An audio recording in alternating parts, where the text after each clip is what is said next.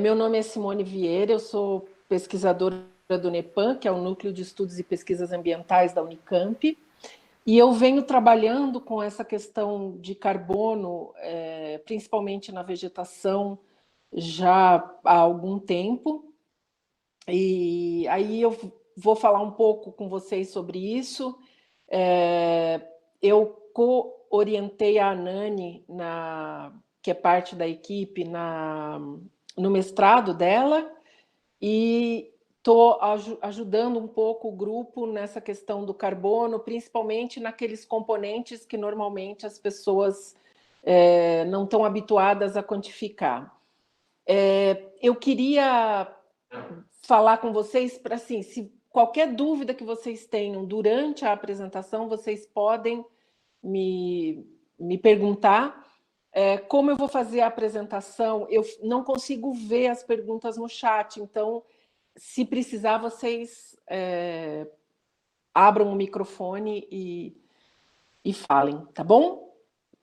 Só mais uma coisa, eu sou engenheira agrônoma formada na Exalc, e eu fiz o mestrado nas ciências florestais e fiz o meu doutorado no Sena, e durante o meu doutorado eu trabalhei na Amazônia. Eu já tinha trabalhado, logo que eu me formei, eu fui para a Amazônia trabalhar, trabalhei num projeto de pesquisa que estava... A principal pergunta era como que em lugares na Amazônia onde você tem estação muito bem definida, você consegue ter uma floresta sempre verde. Então, para entender isso, nós estávamos trabalhando avaliando da onde as plantas estavam tirando água. E um dos principais resultados desse projeto foi identificar que nós tínhamos raízes profundas, e isso foi uma mudança de paradigma, porque antes se acreditava que as plantas elas colocavam raízes finas para absorção de água e nutrientes, mas principalmente por conta dos nutrientes só nos locais onde você tinha nutriente. E essas florestas são muito pobres em nutrientes, então elas estão distribuindo raízes em profundidade para buscar água. Mas então eu vou falar com vocês um pouco sobre carbono. Eu vou compartilhar minha tela e eu peço que vocês me avisem se vocês estão conseguindo ver minha tela. Sim, dá para ver. Então tá ótimo.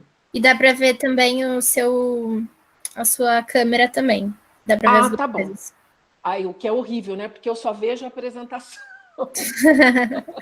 Mas vamos lá. Então eu vou falar um pouco sobre os estoques de carbono nas florestas brasileiras e como é que esse carbono se distribui entre os diferentes compartimentos, né? Mas eu queria primeiro falar por que estudar carbono. Entre várias coisas, alguns artigos recentes, e esse aqui foi publicado por um grupo de cientistas liderado pelo Rockstrom, eles mostraram que o planeta tem alguns limites e que nós já ultrapassamos alguns limites planetários que vão afetar todo o funcionamento do sistema planetário, né?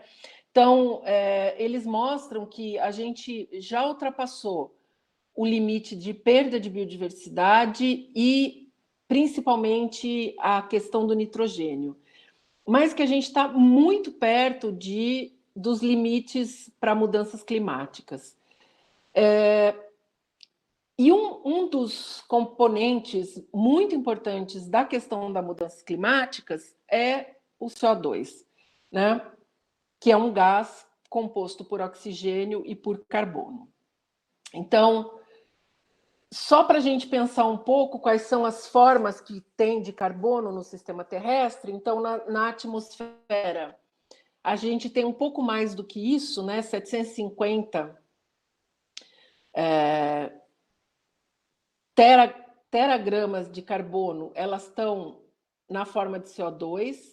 A gente tem uma quantidade pequena de metano e a gente tem uma quantidade enorme de carbono que está nos oceanos na forma de íons dissolvidos.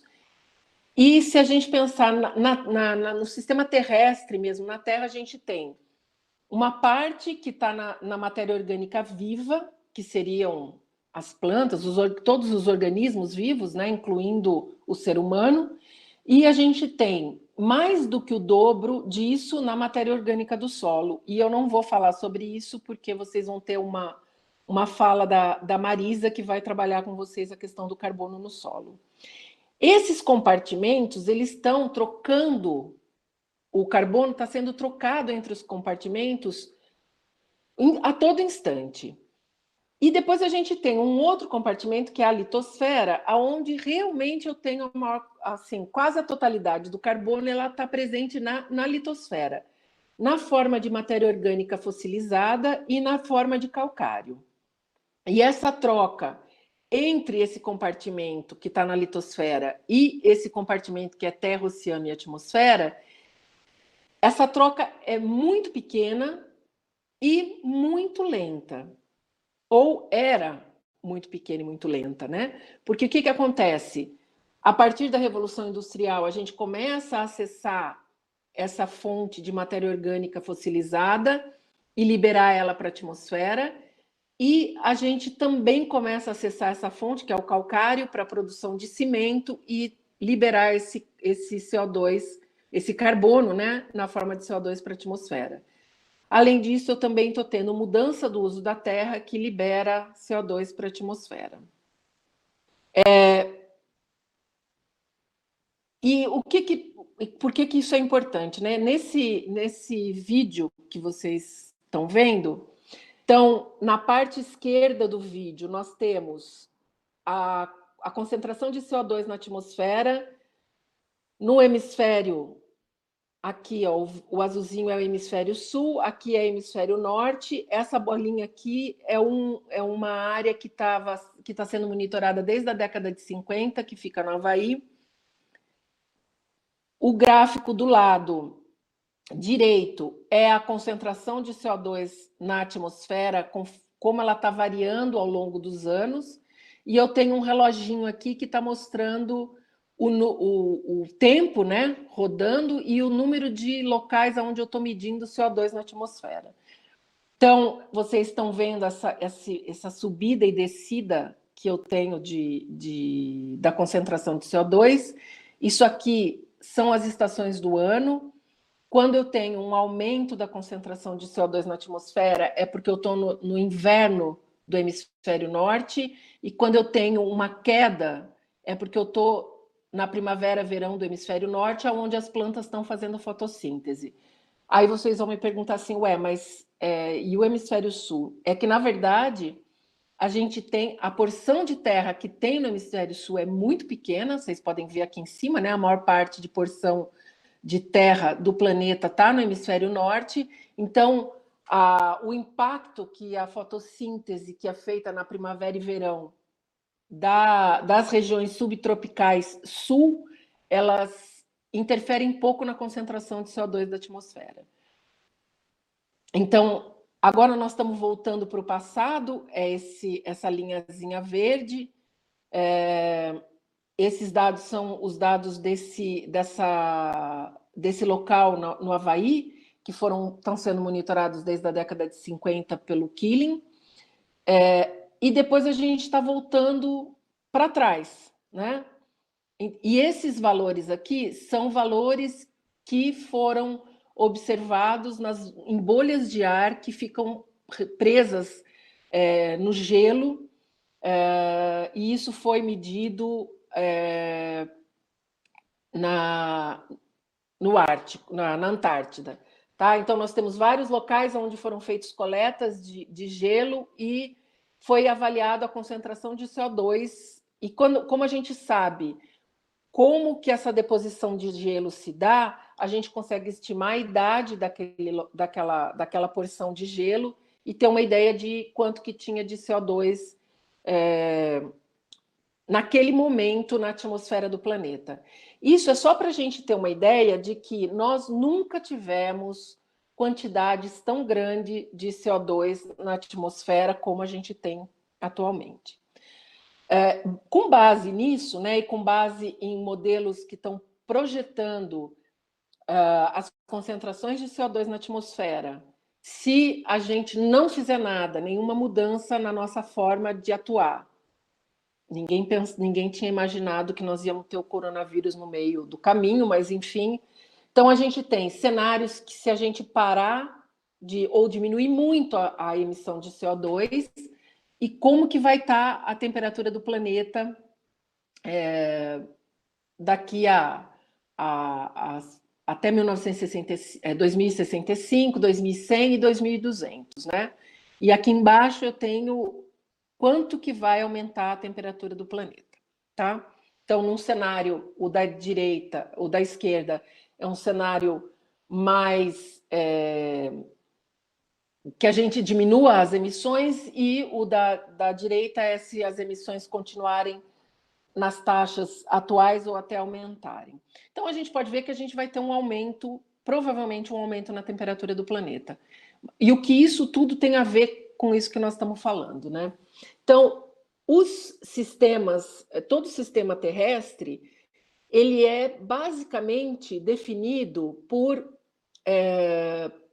5 ou 6 controles, que são a topografia, o material de origem que formou o solo no qual aquele sistema vai se estabelecer, o tipo de biota que tenha potencial de colonizar aquele local, o tempo e o principal deles, que é o clima. Se a gente olhar o mapa do planeta e observar a distribuição dos biomas no planeta, a gente tem, vocês vão ver que as florestas temperadas, elas estão todas localizadas numa mesma latitude, os desertos também numa mesma latitude, de maneira bem geral, né? As florestas tropicais. Por quê? Porque o principal controle que determina aquele sistema é o clima. Para além disso, ao longo do estabelecimento daquele sistema, eu tenho controles interativos, que são os feedbacks, que é um processo ecossistêmico, ele define o microclima, ele não é que ele define, mas ele influencia no microclima, mas o microclima vai influenciar no processo ecossistêmico, tá? E o carbono, como é que o carbono entra nisso tudo, né? O carbono, ele é o principal componente da matéria orgânica. Então, o CO2 que está na atmosfera, ele entra na vegetação, nos organismos, a partir do estômato, principalmente, né? Isso é uma foto linda de um estômato. E ele é o principal transportador da energia através da cadeia. Então, eu preciso desse carbono, porque ele na forma do carboidrato, ele leva essa energia ao longo de toda a cadeia alimentar.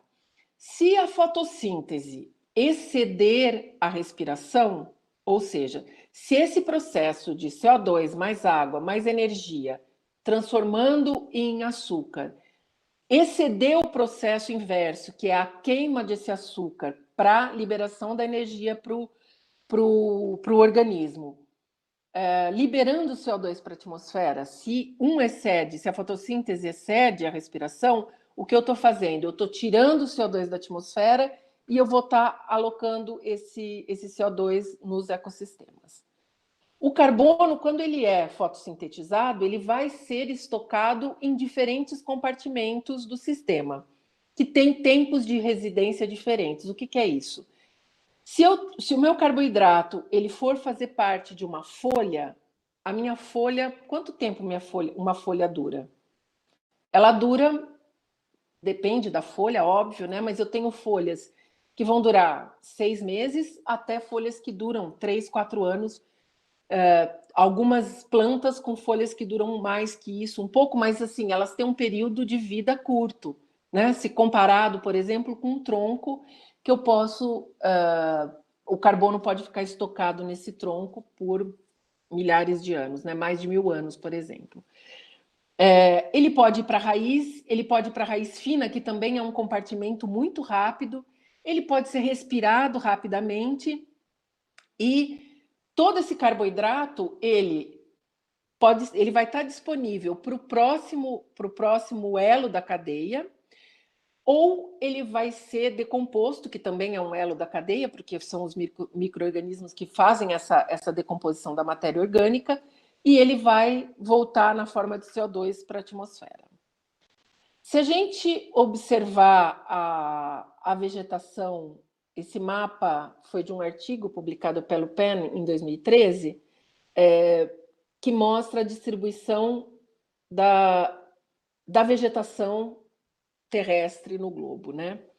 Então, se vocês olharem neste outro gráfico, ele tem aqui a porcentagem de cobertura, esse gráfico aqui de cima, é a porcentagem de cobertura de copas, e esse aqui é a altura das árvores daquele sistema. Então, com base nessas coisas todas, ele fez cálculos sobre a produtividade e a biomassa que os biomas terrestres têm.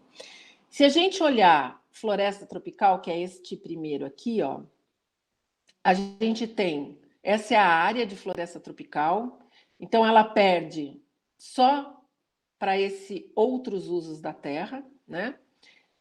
Isso aqui é a produtividade primária do sistema, a líquida, então é quanto de carbono é fixado por ano nesse sistema.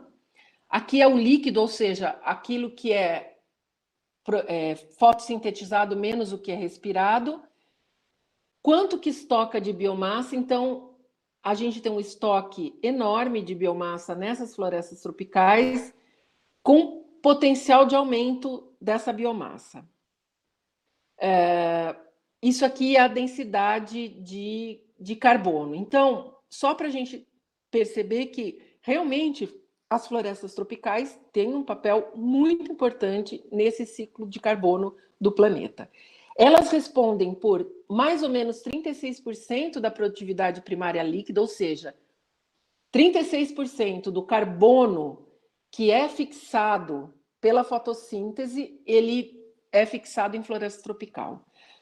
E ela responde por mais de 50% do carbono que está estocado na vegetação. A gente não está falando de oceano, tá? O oceano é um outro compartimento. E no Brasil, a gente tem duas principais áreas de floresta tropical, que é a Amazônia, que tem cerca de 5,2 bilhões de quilômetros quadrados e que teve mais ou menos 15% agora, recentemente, a gente provavelmente já chegou a 20% da sua área desmatada. A Mata Atlântica tem 1,3% e já perdeu algo entre 80%, quase 90% da sua cobertura original. E é muito interessante que quando o Peru Vaz de quando o Pedro Álvares Cabral chegou ao Brasil e o Peru Vaz de Caminha escreveu a carta lá para anunciar a descoberta, né? Ele escreveu arvoredo tanto e tamanho e tão vasto e de tanta folhagem que não se pode calcular. E até hoje a gente ainda tem cálculos pífios sobre esses arvoredos todos que a gente tem. Mas como é que a gente calcula o carbono ou a biomassa? E quando a gente está falando quando a gente trata de biomassa, a gente está interessado no carbono, porque o carbono é o principal componente da biomassa, tá? Ele responde por algo em torno de 50% da biomassa seca das plantas, principalmente, em torno de 50%. Então, a gente tem diversas formas de estimar essa biomassa, né? Uma delas a gente pode ver nesse artigo que foi publicado, liderado pelo Sasan Sati, que é com base em imagem de satélite, tá? A gente também pode estimar biomassa usando imagens LiDAR, por exemplo, que é o que vocês estão usando também no projeto. Mas, de qualquer forma, todas essas estimativas, tanto as baseadas em imagens, quanto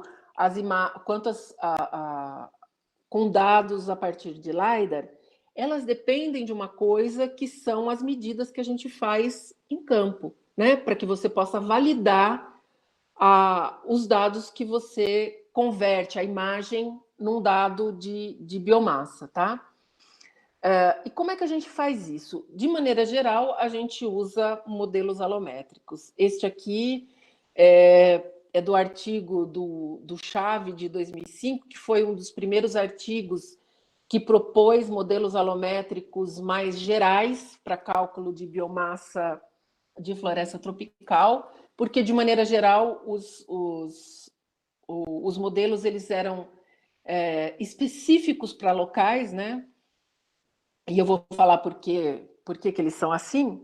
E esse foi a primeira iniciativa para juntar dados de biomassa de floresta tropical e tentar propor modelos que fossem mais gerais. Então, nesse artigo, eles propuseram modelos para áreas que são muito úmidas, para áreas úmidas, para as áreas secas, para as áreas de mangue.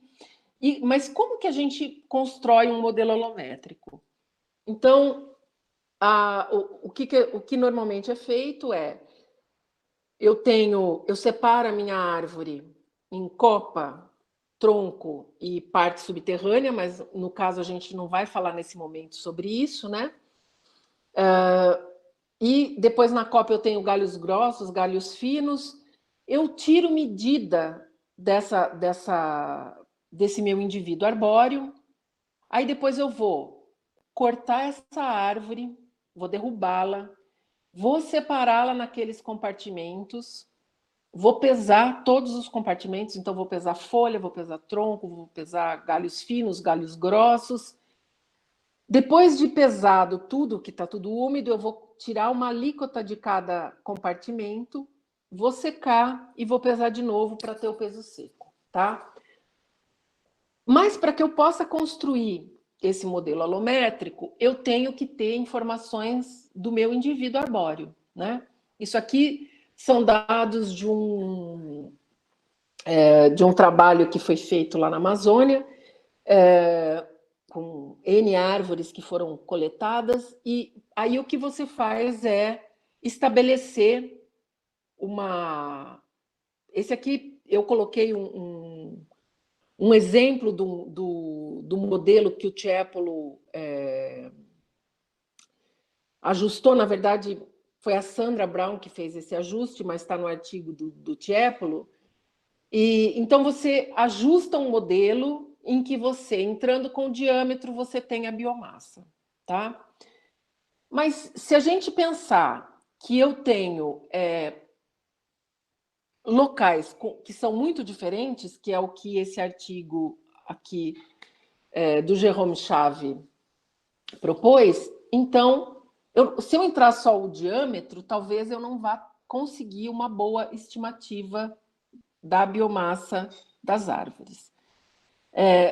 Isso aqui eu já falei para vocês, então, em torno de 50% da biomassa é carbono. Isso aí, na verdade, os dados mais recentes têm mostrado que é algo entre 0,42 e 0,47 e não 50%.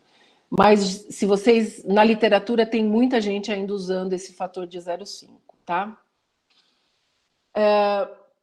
Então, antes de eu falar dos erros associados, de maneira geral, e nesse modelo do Jérôme, desses modelos aqui propostos pelo Jérôme, o que eu preciso de informação para calcular a biomassa é o diâmetro, a altura e a densidade da madeira. Por quê? Porque eu vou usar o volume da minha árvore, né, para estimar aquela biomassa, tá?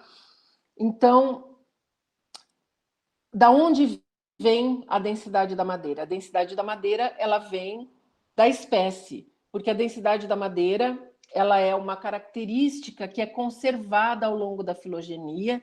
Então, você não tem, embora assim, a densidade, ela pode variar, óbvio que varia, se a árvore é nova ou se ela é velha, se ela está a pleno sol ou se ela não está a pleno sol, se ela está plantada num local onde tem muito vento ou não tem vento. ela pode sim mudar a densidade, mas ela nunca vai mudar. Uma árvore de alta densidade nunca vai ter uma baixa densidade porque está em outro lugar. Ela mantém aquela característica. E isso está disponível na literatura. Tá? O Jérôme Chave, em 2004, também publicou um artigo falando sobre essa propagação de erro na estimativa da biomassa. E eu posso ter essa propagação, esse erro pode ser propagado de diversas formas. Então, eu posso propagar o erro fazendo uma medida errada do diâmetro. Tá?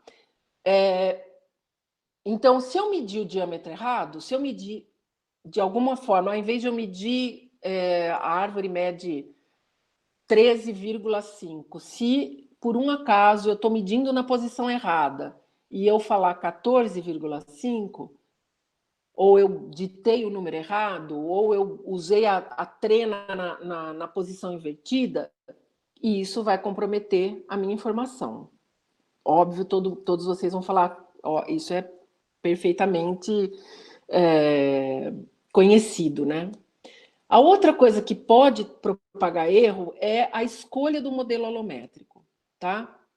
Eu medi todo mundo bem, mas em vez de eu escolher um modelo que estima bem a biomassa da minha área, eu escolho um outro que estima mal. Então, eu também vou ter um erro associado a isso.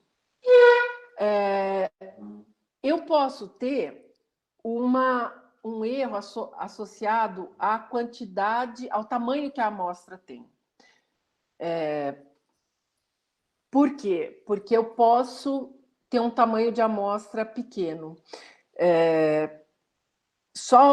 Eu vou dar um exemplo de áreas de floresta na Amazônia, que são muito diferentes das áreas que vocês estão trabalhando aqui, porque a gente, além de ser um outro tipo de floresta, é uma floresta que está muito sob pressão, então a estrutura dela muda um pouco. Mas, assim, na Amazônia, a gente tem aquela disposição de J invertido típica, com muitas árvores pequenas e quase nenhuma árvore grande. No entanto, em algumas regiões da Amazônia, principalmente naquelas regiões onde eu tenho estação seca mais definida, eu tenho uma floresta estruturada de um jeito que 50%, cerca de 50% da biomassa está nas árvores grandes. Então, se eu tenho, sei lá, 10 árvores grandes por hectare, se eu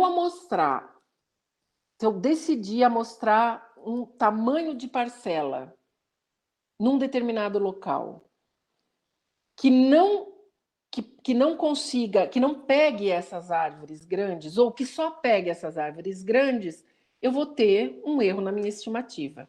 Então, a quantidade, essa soma das árvores, é quantas árvores eu estou medindo por parcela, que é o tamanho da minha amostra, é uma coisa importante, tá? E depois, se eu estou trabalhando num determinado tipo de floresta, e eu decido que eu vou fazer a minha parcela, todas as minhas parcelas na beira do rio, porque é mais fácil de eu chegar lá. Aí o que eu vou estar fazendo é que eu vou estar tendo uma representatividade comprometida, porque eu só tenho uma pequena parte da floresta que está perto da água, o resto vai estar longe. Então, a gente tem que tomar cuidado quando está fazendo o planejamento disso tudo, para que a gente possa diminuir essa propagação de erro na estimativa da biomassa. Tá? Uma outra questão é com relação às outras formas de vida, tá? E com o diâmetro de infusão. E isso vai depender do tipo de floresta que eu tenho, tá? Então, isso aqui eu já falei para vocês. Então, eu tenho, de maneira geral, o que eu entro nos modelos é com diâmetro, com altura e com densidade da madeira.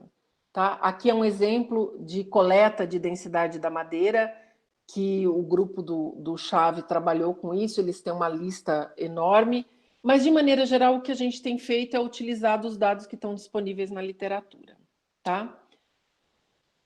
As florestas não são iguais. Então, por elas não serem iguais, é muito importante que eu tenha essas informações para que eu possa fazer os cálculos da biomassa. E aqui eu pus algumas imagens só para vocês verem. Então, nessa floresta que eu tenho aqui ao alto, à esquerda, é uma floresta que tem uma abundância grande de fetos arborescentes. Então, provavelmente, eles são um componente importante da biomassa desse sistema. Essa outra aqui são florestas onde eu tenho uma quantidade grande de epífitas vasculares. Ah, mas elas não têm material lenhoso. Tá, mas pode ser que elas tenham um papel importante para o estoque de carbono desse sistema. Ou uma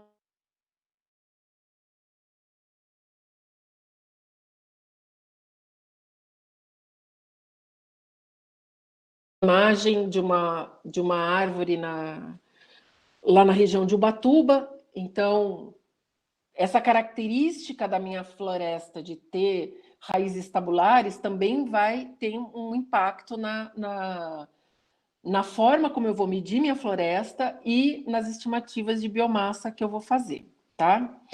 Então, aqui eu só pus algumas imagens de florestas diferentes para que vocês... Isso tudo é floresta tropical, tá? Em diferentes áreas que eu já fui. E agora eu vou mostrar algumas informações para vocês antes da gente entrar nos outros compartimentos de biomassa. Deixa eu só ver o tempo, já está acabando o meu tempo, né? Então, eu vou passar aquilo lá só para a gente pensar o seguinte. Então, quando a gente está pensando numa escala espacial, tem alguns componentes que vão ajudar a identificar os padrões que eu observo naquelas áreas, né? Então, por exemplo, na Amazônia eu tenho dois gradientes. Eu tenho um gradiente de precipitação e um gradiente de fertilidade do solo. E esses gradientes, eles estão associados também à quantidade de duração do período seco. E aí eu tenho, como consequência disso, diferenças na biomassa que eu tenho observada naquele sistema. Então, a minha área basal, ela aumenta em direção à estação seca, mas a densidade é no sentido contrário. Então, as minhas áreas com maior biomassa, elas vão estar nas regiões onde eu tenho uma estação seca menor definida. E aí, mas isso eu estou falando de árvore, tá? Para onde estão? Aonde que está esse estoque, né, de carbono? Então, isso aqui é de um trabalho que foi feito na Amazônia Central. Eu tenho 38% do carbono, ele está estocado em árvore, no tronco, né? Aí eu tenho 28% no solo, tem galho, tem raiz fina, raiz grossa. Então, mais o maior compartimento, vocês podem ver que é tronco. Isso é importante porque, assim, a fotossíntese, né, a planta respirou, entrou e ela vai passar a fazer parte de compartimentos que tem um tempo de residência diferente. Então, se ela for para folha, ela vai ser rápida, se ela for para tronco, ela vai demorar mais tempo, enfim. Então, isso tudo tem a ver com essa alocação e com a produtividade primária desses sistemas, tá? Então, embora a gente tenha que folhas ciclam muito rapidamente, então a quantidade de carbono que entra, ela rapidamente vai ser liberada para a atmosfera, elas representam 38% da produtividade primária na Amazônia, por exemplo, tá? Eu vou passar aqui porque eu quero chegar numa outra coisa com vocês. Isso aqui é o resultado de um trabalho que a gente fez na Mata Atlântica, avaliando os diferentes compartimentos de florestas, são todas florestas maduras, ao longo de um gradiente de altitude. Aqui é Amazônia, aqui é Mata Atlântica e aqui são dados da Amazônia. E a gente quantificou o que tem na biomassa das árvores. Isso aqui é madeira morta, esse cor de abóbora. Tem uma coisinha bem fininha aqui, amarelinha, que é a camada de serapilheira, raiz e solo, tá? Então, a gente observou que a gente tem um gradiente, que nesse gradiente que sai do nível do mar até 1.000 metros de altitude, a gente tem um aumento no estoque, tanto acima quanto abaixo do solo, que está relacionado com a temperatura. E que não perde para o estoque que eu observo na Amazônia, com exceção dessas áreas de Manaus que tem um estoque muito acima do que é observado no resto da Amazônia, inclusive. Esses gradientes também proporcionam gradientes de biomassa para lianas, por exemplo, para epífitas, tanto as vasculares quanto as avasculares, e se a gente pensar naquele mesmo nos reservatórios, a gente vê como é diferente o local onde é armazenado carbono na floresta de Mata Atlântica e na Amazônia. Eu vou pôr os dois aqui juntos só para vocês verem. Então, na Amazônia, 38% está nas árvores, enquanto que na Mata Atlântica só 28% está nas árvores, tá? Então, aqui mostrando essa relação entre o estoque e a temperatura do solo. Eu vou mostrar para vocês um trabalho que foi desenvolvido pelo grupo do Oliver Phillips. Isso aqui foi uma coisa que deu um start nesses trabalhos de quantificação de carbono, porque eles mostraram em 98 que o que estava acontecendo era que a Amazônia estava aumentando as taxas de sequestro de carbono, tá? Eu vou passar isso aqui tudo e eu vou direto para este aqui. E aí isso suscitou um monte de discussão na literatura, né? Porque teve um grupo que disse, olha, vocês mediram tudo errado, ou não, vocês não incluíram determinados compartimentos, enfim. Isso fez com que o grupo liderado pelo Oliver Phillips começasse a trabalhar muito com essas áreas, até que esse artigo foi publicado há 3, 4 anos atrás, mostrando o seguinte: isso aqui é a mudança líquida.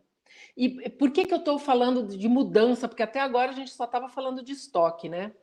Estoque é muito importante, você medir os estoques, porque a gente sabe, olha, esta floresta aqui eu tenho tanto estocado na biomassa das árvores, tanto na serapilheira, tanto na madeira morta, tanto em raiz, tanto no solo, e isso me dá uma fotografia, né, de quanto que está estocado. Mas, se eu tenho variações com o tempo, eu posso ter uma ideia, eu posso avaliar se aquela minha floresta ela está sequestrando carbono, se ela está sendo uma fonte de carbono para a atmosfera, e até avaliar em que momento da sucessão aquele sistema está, ou se ele está perdendo carbono e ele está sendo degradado, tá? Então, aqui para a Amazônia, esse artigo mostrou, isso aqui é a mudança na biomassa, a produtividade e a mortalidade. O que significa cada uma dessas coisas? Então, aqui é quanto de árvore eu estou perdendo, quanto de biomassa eu estou perdendo por mortalidade. E eu vejo que eu tenho um aumento nessa perda de biomassa por mortalidade ao longo do ano. Aqui é produtividade. O que é a produtividade? É a soma do crescimento das árvores que estão vivas mais o recrutamento.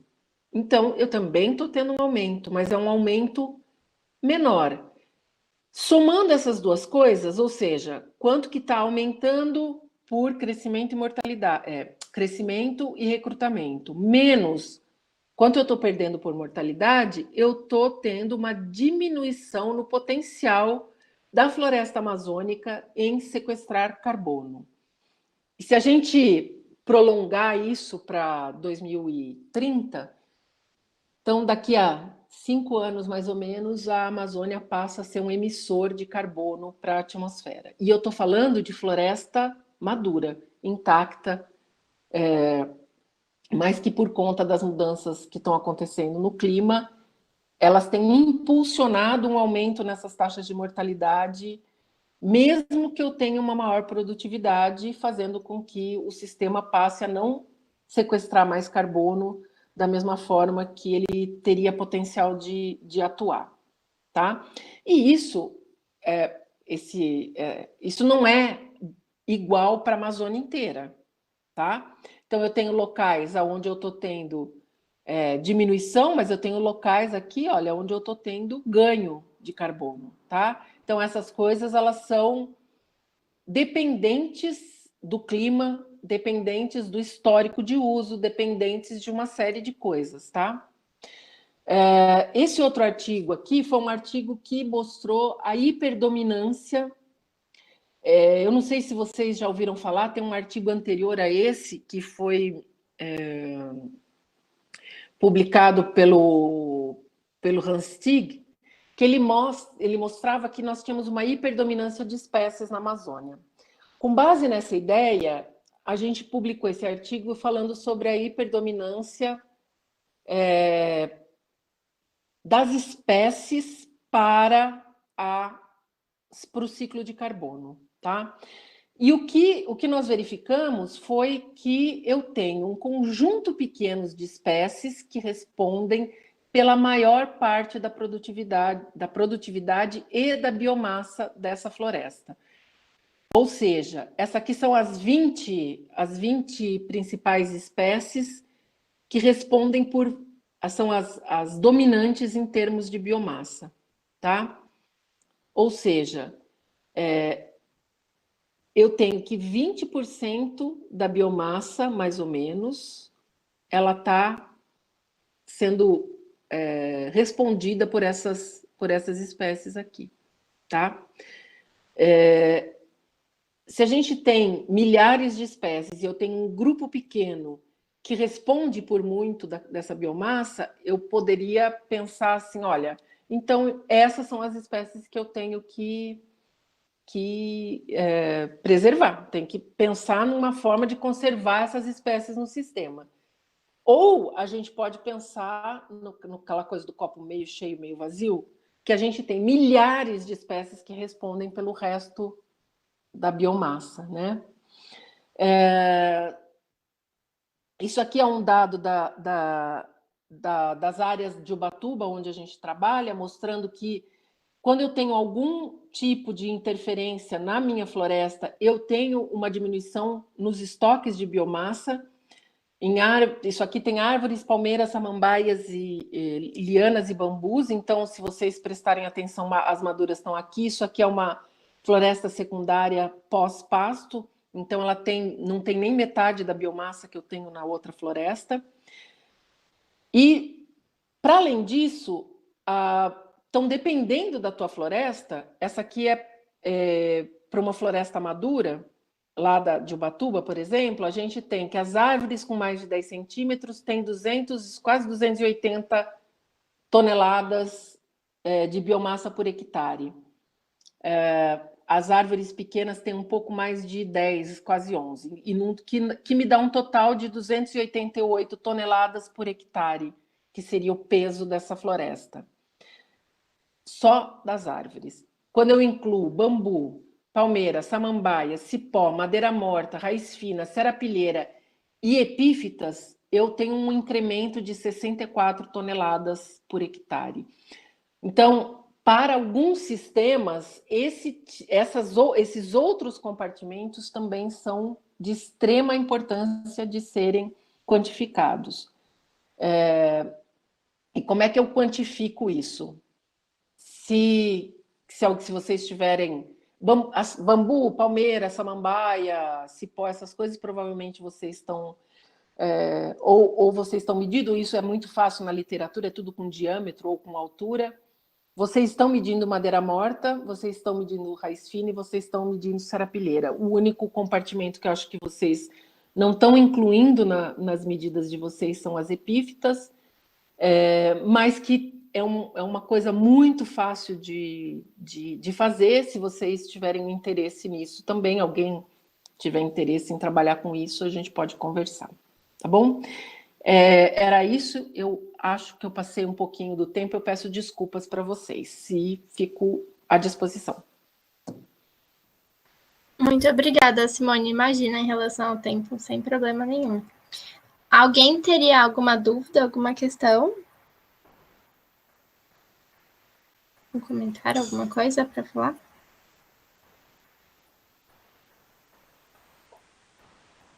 Oi, eu tenho. Oi, Simone, aqui é o João. Oi, João. Eu gostaria de... Você comentou sobre uma pesquisa aí na Amazônia, sobre as espécies importantes, que algumas alocam mais carbono, outras não. Uhum. E eu acredito que parte do intuito do projeto pode futuramente também fazer essa análise para a Mata Atlântica, né? Sim. E eu gostaria de saber quais os outros principais indicadores que todo esse estudo do carbono, da estocagem de carbono, pode apresentar no projeto. Que outros indicadores fundamentais a gente vai conseguir ver com o New4?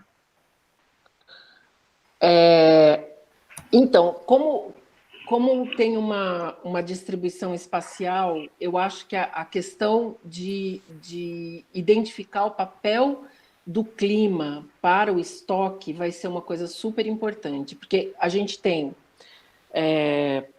as matrizes, que são uma outra coisa importante para a gente avaliar, né? Como é que a matriz pode influenciar na quantidade de carbono que eu tenho dentro do sistema, porque a gente trabalhou um pouco com isso num projeto junto com o Jean Paul na região da Cantareira, e lá a gente não observou, não teve relação entre a quantidade de carbono e a matriz. Uma coisa que a gente tem percebido, porque assim, inicialmente eu só trabalhava com floresta madura, né? Depois que eu comecei a trabalhar com as florestas que estão sob impacto, né? E uma coisa que a gente tem percebido é que assim, a Mata Atlântica, quando a gente fala de fragmentação, normalmente nos vem à cabeça os padrões que a gente observa ou não os padrões que a gente observa, mas aquilo que tem na literatura de fragmentação que foi produzido para a Amazônia, né, em termos de floresta tropical, que é muito diferente do que nós temos aqui, porque na Amazônia a gente tem uma matriz de floresta que fragmenta, mas continua sendo uma matriz de floresta, né? Uhum. E que tem poucos anos. O que nós temos aqui é uma matriz de qualquer coisa, onde eu tenho pequenas manchas de floresta, em que o efeito de borda está sendo propagado para o interior. Então, eu acho que, a gente vai conseguir observar, primeiro, como que a biodiversidade está relacionada com biomassa, se as áreas onde eu tenho mais biomassa coincidem com áreas onde eu tenho mais diversidade. A segunda coisa é se matriz está relacionada com biomassa. E a terceira coisa é se o histórico de uso, se a idade daquela área, ou quanto tempo ela foi fragmentada. Então, nas regiões onde a gente já tem fragmentações mais antigas, né, muito mais antigas, óbvio, aqui é tudo antigo, mas áreas que são fragmentos há mais tempo, se elas têm o seu estoque de carbono diminuído, em relação às áreas que são um pouco mais... A fragmentação foi um pouco mais recente. E isso a gente pode ter um padrão para o Estado, né? Tá certo, entendi. Eu não sei se eu respondi a tua pergunta. Sim, essas 3 últimas indicações deixou bem claro, na verdade. E corrige-me se eu estiver errado sobre aquela pesquisa também da Amazônia, falando que a estocagem de carbono pode vir a tender a zero, ou então ela começar a ser uma emissora de carbono. Isso é porque as árvores maduras, uma floresta madura, ela retém menos carbono do que as novas florestas, está correto? Então, na verdade, é assim, aquilo lá é tudo para floresta madura. Então, o padrão que eles estão observando lá é que você tem... uma coisa tem que ficar bem clara. Uma coisa é estoque. Estoque é o quê? O estoque é uma fotografia. Tá? E aí, isso não tem conversa. Quanto mais velho for o sistema, maior vai ser o estoque que ele vai ter. Né?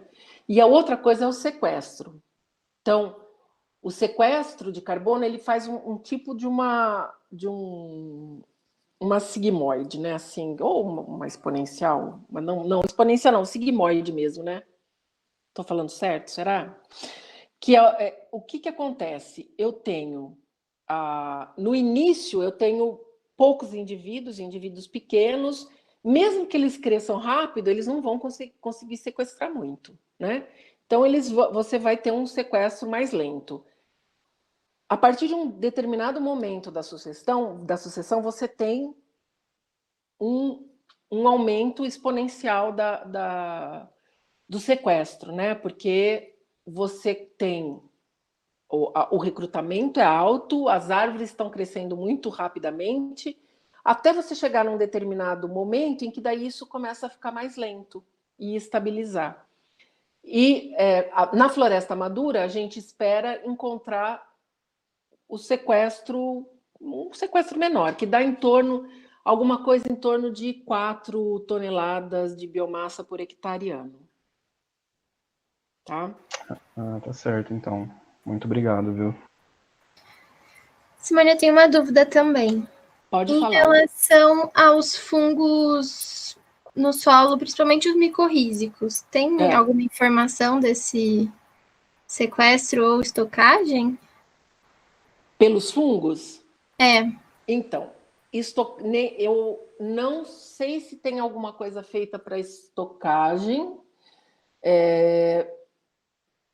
O que a gente sabe, tem um artigo muito lindo, que foi publicado há uns 3 anos atrás, em áreas na Suíça, se não me engano. Eles têm um projeto lá eu não sei se vocês já ouviram falar do projeto FACE aqui no Brasil, que o que eles vão fazer? Eles não começaram ainda, mas eles vão começar a jogar CO2 dentro de uma área de floresta para aumentar a concentração e ver como é que a floresta se comporta. Porque a gente tem muitos estudos falando, olha, quando você faz em laboratório, como é que as espécies respondem ao aumento de CO2? Elas aumentam produtividade? O que elas fazem, né? Em laboratório a gente tem informação disso, mas na natureza, né? Como é que vão se dar esses processos, né? E aí tem vários locais no mundo que já estão fazendo isso, né? E esse trabalho na Suíça, eles têm um projeto desses que eles estão jogando CO2 dentro da floresta e eles estão jogando um CO2 marcado. E o que eles observaram é que mais ou menos 40% do carbono que estava nas raízes de uma planta, ele tinha vindo de uma outra espécie, que doou carbono para ela via micorriza. Nossa! E depois que, num outro período do ano, essa outra que tinha ganhado devolveu carbono para essa. Então, essas simbioses e as cooperações entre espécies diferentes de plantas, a gente conhece nada. E é uma coisa muito linda, né? Sim. Então, depois, se vocês quiserem, eu repasso esse artigo para vocês, que é um artigo muito legal. Por favor. E aí a gente publicou um artigo ano passado mostrando que as mudanças climáticas, como essas associações com os fungos arbusculares e os endo e os ecto, eles são dependentes das espécies, e a temperatura é uma coisa que define presença de espécies e associações que ela pode estabelecer. A mudança do clima pode mudar completamente essas interações entre fungos e espécies de árvores. Sim, e é super presente, né, essa relação Tem alguns Sim, estudos que falam que 80% das plantas nas florestas tropicais têm, então. sim. E a gente sabe nada. Pois Ou é, sabe muito pouco. Muito, muito, muito pouco. legal. Mas alguém tem alguma dúvida, alguma questão? Eu tenho, Letícia. Uhum. Oi, Simone. Oi? Eu estou fazendo meu projeto de TCC e estou tirando como base o trabalho de mestrado da Nani, que está até presente aqui na palestra também. E aí um dos resultados que ela teve no mestrado dela que me surpreendeu foi que ela avaliou a estocagem de carbono nos diferentes compartimentos. Uhum. E aí, comparando diferentes tratamentos de restauração, né? Restauração ativa, passiva, assistida, e comparou com um pasto e o remanescente florestal. E aí o resultado que ela chegou foi que, considerando todos os compartimentos, o fragmento apresenta maior estocagem de carbono, seguida do pasto, e depois os diferentes tratamentos de restauração. Foi que me surpreendeu, assim. Aí se você puder comentar um pouco sobre. Então, é que o que acontece no pasto, que é uma coisa que todo mundo fica um pouco assustado, é que, assim, as gramíneas, de uma maneira geral, elas têm uma quantidade de raiz enorme, e essas raízes elas ficam concentradas nos primeiros 30 centímetros até 1 metro, mas, assim, mas principalmente nos 30 primeiros centímetros do solo. E é uma quantidade muito grande. Então, quando você tem um sistema com gramínea, você provavelmente vai encontrar uma biomassa em raiz e na matéria orgânica do solo bem grande. Quando você tem qualquer sistema, porque a gente está numa área tropical, né? Então, os processos de decomposição, eles são muito influenciados por temperatura e umidade. Qualquer se você mexer um pouquinho no solo, você vai expor a matéria orgânica e essa matéria orgânica vai degradar. E aí eu tenho emissão, eu perco essa matéria orgânica para a atmosfera na forma de CO2, tá? Porque os organismos vão consumir aquilo e aquilo vai voltar na forma de CO2 para a atmosfera. Então, nas áreas restauradas ou em restauração, a gente teve uma... Normalmente você não tem mais a gramínea, né?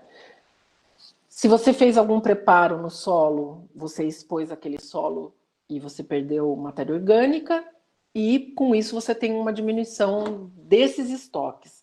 Mas no trabalho ela mostra que os estoques acima do solo, nas áreas de restauração, são maiores do que no pasto, né? É só abaixo do solo que é Sim. menor, isso. Ah, legal, obrigada.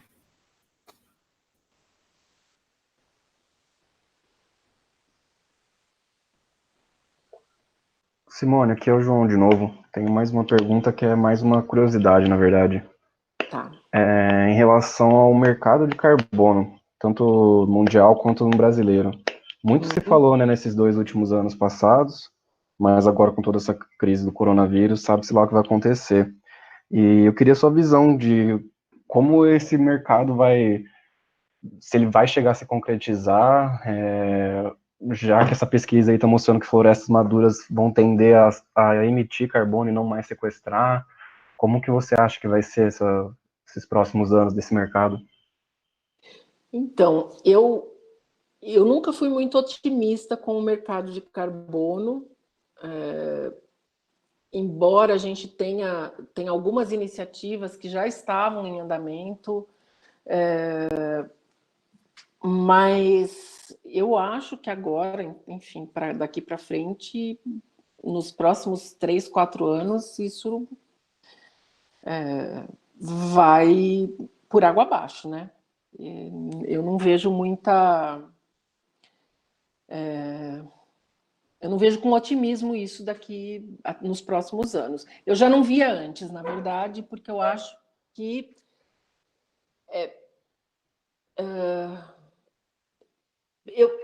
as pessoas, primeiro, assim, os países que investem nisso são poucos, né?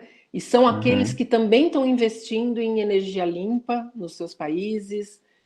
Então, eu não sei. E também tinha uma questão que aqui era para quem vai o dinheiro, né?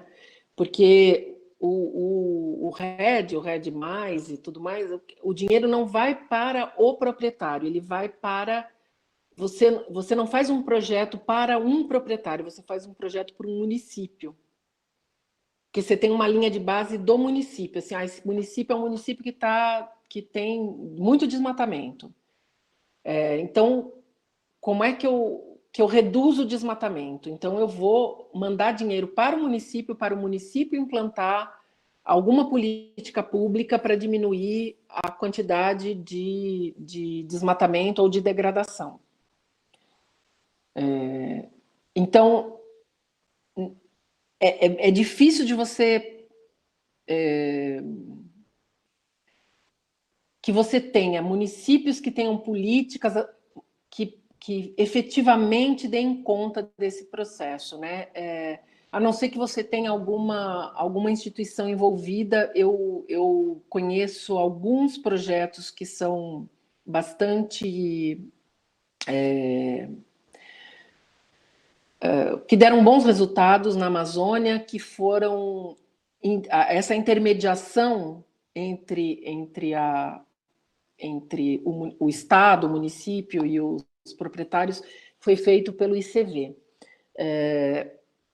Agora, eu acho que também tem outras iniciativas que podem ser bastante interessantes, que o carbono está envolvido, mas você não paga exatamente pelo carbono, mas paga pela água, por exemplo. Eu acho que isso é mais palpável para as pessoas, né? Então, e o resultado, na verdade, é o mesmo, né? Que o que a gente quer, na verdade, não é estocar carbono, a gente quer conservar áreas e manter biodiversidade, manter estoque, manter processo, manter o sistema funcionando de uma forma integral. Ah, legal. Bom saber que tem outras alternativas, porque o mercado era um jeito também de, além de mover um pouco da economia, de estimular, né? Conservação, replantio de novas áreas florestadas. E, infelizmente, realmente também não vejo muito futuro agora na situação atual. Mas assim, por outro lado, eu sou bastante otimista com essa questão de, assim, a gente tem um aumento nessa demanda por água, né, que pode ser um caminho muito importante para a conservação, que é a questão do pagamento por serviços de água. Teve um trabalho publicado ano passado pelo grupo do professor Humberto Rocha. Ele trabalhou lá na região de São Luís do Paraitinga, onde a gente tem as parcelas onde eu trabalho, que eles mostraram que a presença de floresta diminui em 4 graus a temperatura média do local.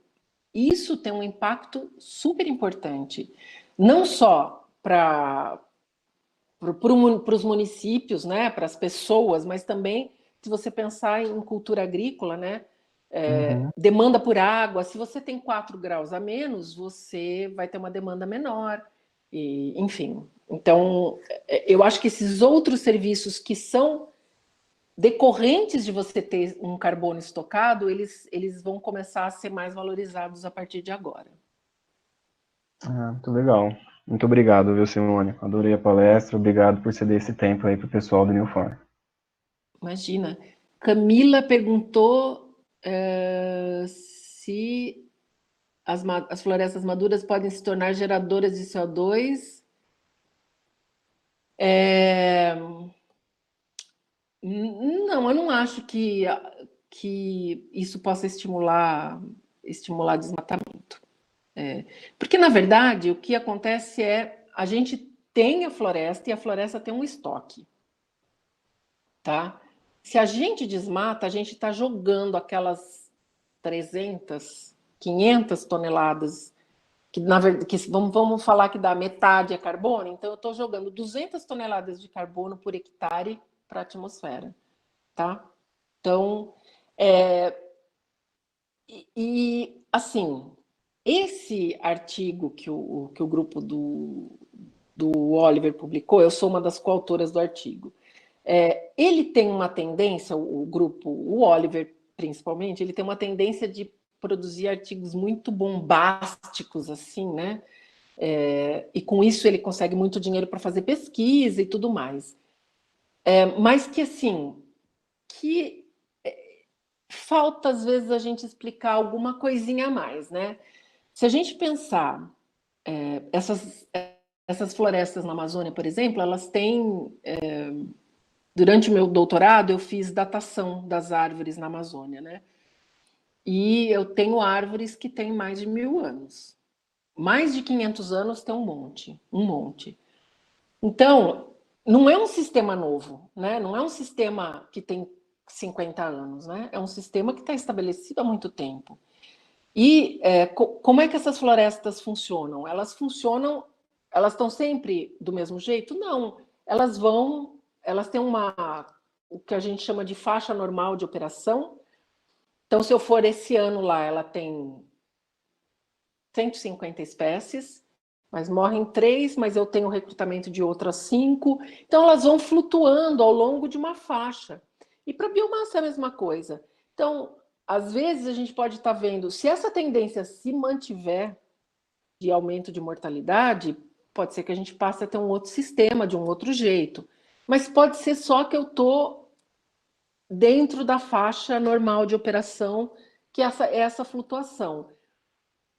O que nos leva a crer que ela está mudando, sim, né, que está aumentando, e que isso não é uma coisa natural, é porque a gente teve vários eventos de seca provocados por El Niño que eles estão acontecendo cada vez com mais frequência, que não era o que acontecia antigamente. Então, ela pode, sim, se tornar uma emissora, mas também a gente não sabe o que vai acontecer, né? Quando começaram, por exemplo, os estudos, só para vocês saberem, quando começaram os estudos com o aumento de CO2 na atmosfera, aquele primeiro artigo que o Oliver publicou em 98, ele falou, olha, as florestas estão engordando, porque elas estavam crescendo mais rápido. Então, eu estava tendo um acúmulo de algo em torno de 4 a 6 toneladas de biomassa por hectare ano. E depois, com o tempo, ele foi vendo que, olha, era mais ou menos assim. Os trabalhos em laboratório, e a justificativa dele era porque o que a árvore precisa para fazer fotossíntese? Ela precisa de água, que lá tem um monte, precisa de energia, que também tem, e precisa de CO2. Está aumentando o CO2, ela pode fazer mais fotossíntese. Em laboratório, vários autores também encontraram a mesma coisa. A planta cresce mais rápido. Mas, quando você vai na natureza mesmo, o que outros trabalhos têm demonstrado é que, na verdade, o que a planta faz em vez de fazer mais fotossíntese, ela diminui o número de estômatos na folha e faz a mesma quantidade de fotossíntese. Ou então, ela diminui o tamanho do estômato e também não aumenta a fotossíntese. Então, a gente não sabe o que vai acontecer, tá? Bruno, eu não sei se eu respondi. Agora, o Bruno, ele quer saber se há outra forma de quantificar o estoque de carbono sem fazer uso do método destrutivo. Então, o método destrutivo a gente usa para construir os modelos alométricos. Tem outra forma? Eu acho que vai ter quando a gente for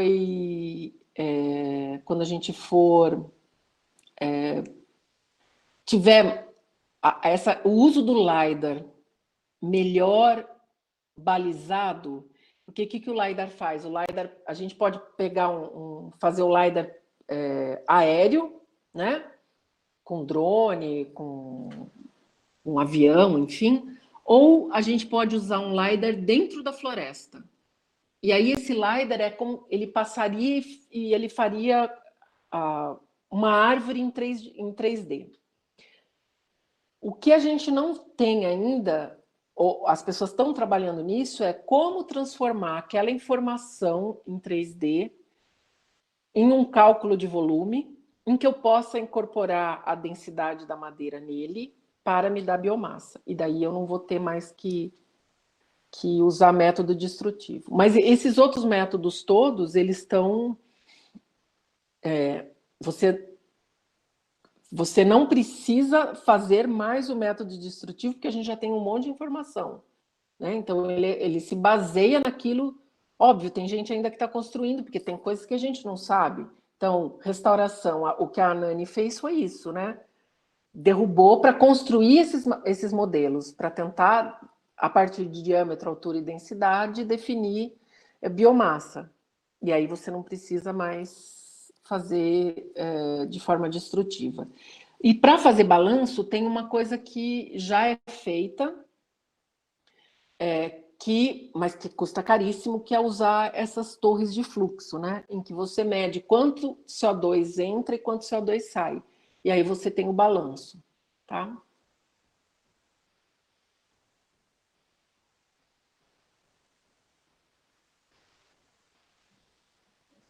Oi, Simone, tudo bem? Eu poderia fazer uma pergunta também?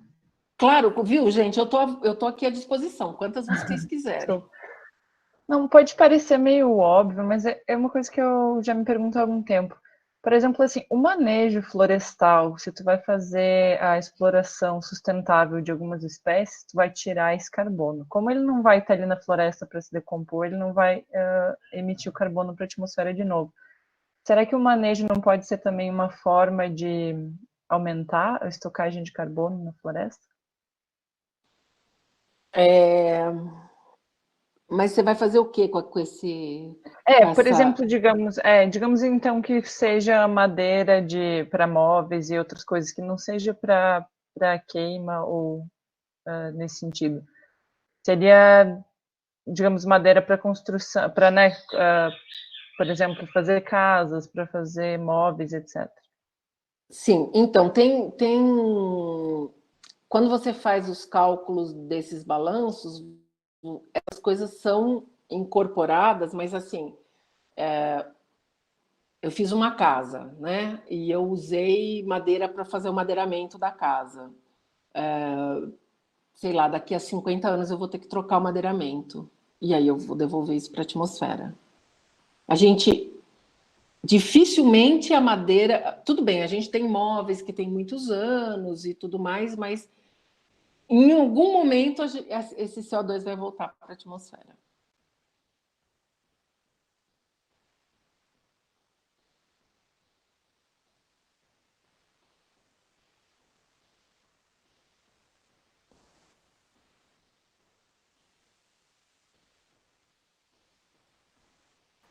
Alguém tem mais alguma pergunta?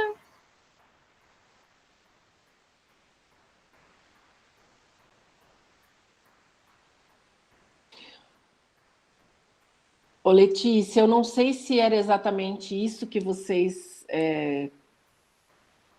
queriam, então se vocês tiverem alguma dúvida de metodologia, de qualquer coisa, vocês podem perguntar, tá? Ah, claro, não, foi ótimo. Foi super esclarecedor. Se alguém tiver mais alguma consideração, então pode falar agora, senão a gente pode encerrar a chamada. Quero agradecer mais uma vez, Simone, pela disponibilidade. E se alguém tiver alguma dúvida, alguma coisa também, eu estou por e-mail, eu posso responder. Amanhã a gente não vai ter palestra devido ao feriado, mas aí a gente volta na segunda-feira com a palestra de fitogeografia da Natália. Bom, eu só queria, aqui é a Nani, Simone, eu queria agradecer, Simone, por você dar a palestra. Eu que sugeri o seu nome para as meninas, eu acho que foi bem o que a gente estava esperando mesmo, e muito obrigada. Eu que agradeço, gente, foi muito bom. E fico à disposição se vocês tiverem qualquer dúvida. E vou encaminhar para a Letícia o artigo que eu mencionei das micorrizas, tá? Tá bom, eu mando para o pessoal também. Tá bom. Então. Obrigada, Simone. Eu que agradeço. Um Obrigada, abraço. Abraço. Tchau.